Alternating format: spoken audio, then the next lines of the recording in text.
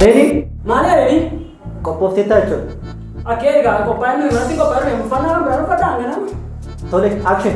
Hah? Asin normal. Jalkawi ya chuda. Jangan menjatuh lah orang situ sih. Ane yo berbeda jangan. Abeda cara beda lagi sekarang kata kerja kau demo nanti kan. Utak kamu. Dua kali itu pun.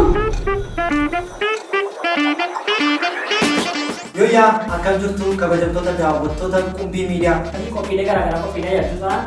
Kanneen afgaafi awal kabajam bifa bobeeti dini. Torbeetti qabatanii sini dhiyaataa jiru.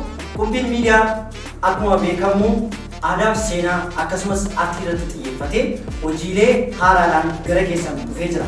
Maarree ammas guddaa shoo kan jedhu qabatee isiniif dhufee jira. Kana qofa miti.